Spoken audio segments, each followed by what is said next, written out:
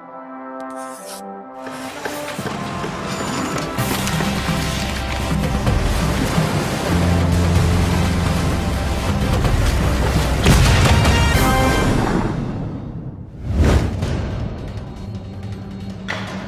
of Warships is an epic, action-packed naval battle.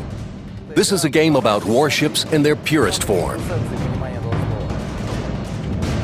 It's about the ships of the first half of the 20th century. It's about combat between these multi-thousand-ton monsters. So at the beginning of each battle, it may seem a little slower, especially if you're used to the speed of World of Tanks. You start the battle, you're cruising down in your little ship, and you're like, oh, this is so pretty and everything. And then all of a sudden, you have torpedoes that are being launched at you. You're being shot down by the battleship, the enemy battleship. You have planes flying all around you. And this, it really gets intense. And all of this is just in a matter of a couple of seconds. So you really have to focus, and it basically keeps you on the edge of your seat. Just imagine, if you will, a dozen battleships, each of which with 16-inch rifles slugging it out.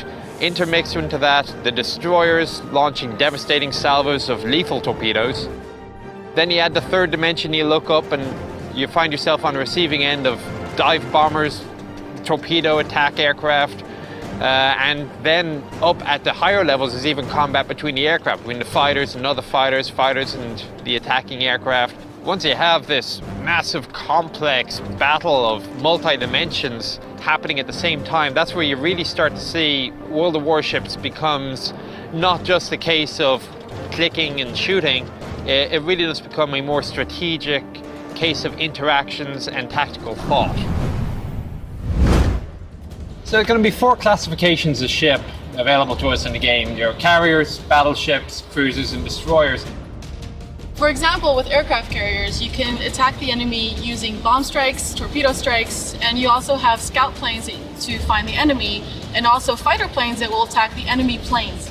The main class of vessel, of course, is going to be the battleship. Everybody knows what it looks like. We're on one now.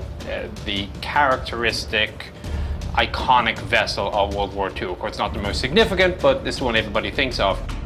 And in gameplay, it is basically, if you imagine in World of Tanks terms, it's a mouse with multiple SPGs mounted on it, and it kind of cruises around at 30 miles an hour. Due to their blend of armor, speed, and reasonably heavy firepower, cruisers are probably the most tactically versatile of all the ships in the game. They're well enough armed that you have to keep an eye on them as a battleship. Destroyers, they're the enemy of destroyers.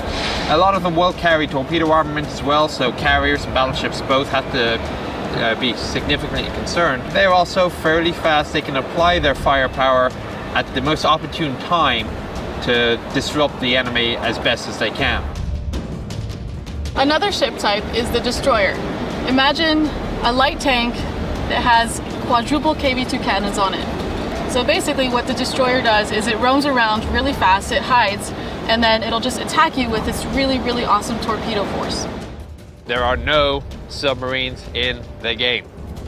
Believe me, we looked at it. It just doesn't fit with the gameplay. You got these small things that are practically invisible unless you happen to be within Aztec range, which back then wasn't all that long. They have devastating firepower, but when detected, let's say they're on the surface, they're gone immediately because they just have no survivability. There really wasn't any way of implementing it, so just for the sake of gameplay, yes, we understand how important the U-boats and the American submarine fleet were in World War II. We're not ignoring the historical reality behind it. It doesn't work in the game. There will be no submarines. A project like World of Warships can't be done simply on the basis of drawings. Well, I guess you could, but the quality wouldn't be the same. As a result, we actually sent a couple of expeditions. Personnel from the development offices in St. Petersburg came over to the US, and we visited, I think it was about 12 ships throughout the southeast and northeast of the US. And we visited everything from destroyers to battleships. Visiting real ships provides a lot of data and material for the game that we couldn't get anywhere else. When we see what the ships look like in real life, it helps us make the graphics authentic and closer to the real deal. I think this is very important to the gamers. When you see a ship with your own eyes, you realize it's not a picture or a model, but a monstrous steel machine which moved and fired its weapons. You come to understand the reality of it, and you get a feeling on what it should be like in the game.